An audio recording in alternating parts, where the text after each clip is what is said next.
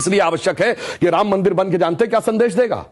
दुनिया का इतिहास भरा पड़ा है कि भाई भाई की गर्दन काट के गद्दी पे बैठा, बेटा बाप को मार के गद्दी पे बैठा। यह दुनिया को एक संदेश देगा कि एक ऐसा भी महापुरुष है, एक ऐसे भी भगवान है, एक ऐसी महान संस्कृति है जहां पिता के एक वचन के लिए संपूर्ण राज्य छोड़कर बेटा जंगल में चला जाता है। जहां जिसको राज मिलने वाला होता है वो खड़ाऊ रख के शासन करने लगता है, दूसरा भाई जंगल में चला जाता है। यह संदेश देगा।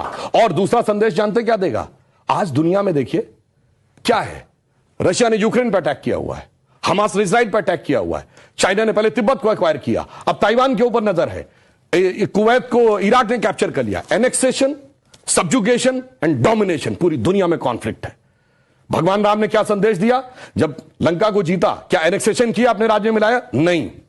उसका सब्जुगेशन किया, कोई अपना डिप्यूटी अपॉइंट किया? नहीं। उसका कोई डोमिनेशन किया कि कोई उससे ट्रीटी रिक्वायर्ड? नहीं।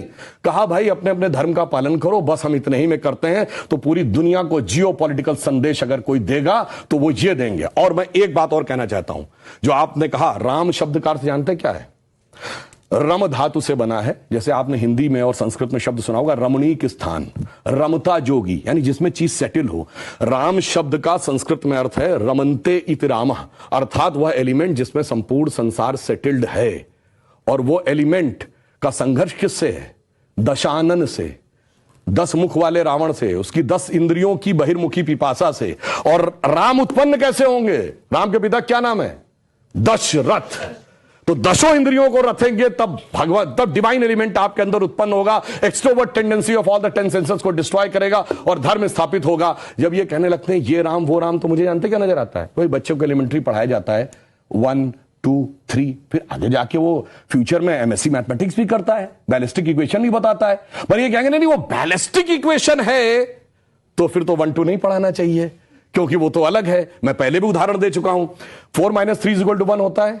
आप सब ने जब क्लास 2nd 3rd में एडिशन सब्ट्रैक्शन सीखा, अगर आप 3 - 4 करते टीचर डांट देती थी, बेवकूफ ये नहीं पता 3 - 4 नहीं हो सकता। पर 3 - 4 होता है -1। ये बताएंगे -1 का स्क्वायर रूट होता आई, जो सारी बैलिस्टिक इक्वेशंस का मेन अंग। तो उस लेवल पे पहुंचिए तो समझ में आएगा जिसको आप कह रहे हैं बचकाना है वो कितना आलीशान है, ये जाके समझ में आएगा। डॉक्टर कलाम से पूछिए तो -1 के स्क्वायर रूट का अंतर समझ में आएगा। तो राम की कथा बहुत गहरी है और इसीलिए रामचरितमानस क्यों लिखा है? राम के चरित्र को मन में धारण करिए। रावण हर चीज में राम से बड़ा था जब राम लीला कर रहे थे। वैसे तो वो ईश्वर है, हर चीज में बड़ा, पैसे में बड़ा, उनके बाद सोने की लंका, उसके बाद रावण रथी विरत रघुवीरा। अगर देखा जाए पावर में उनसे ज्यादा बड़ा, 10 आदमियों की ताकत उसको, उनसे बड़ा पंडित मुस्सा जोधा और ना कोई दूजा है, अपने शीशों को काट काट शंकर को मैंने पूजा। वो कहता इतने बड़े पुजारी तो राम भी नहीं थे, फिर किस कारण से वो हार गया?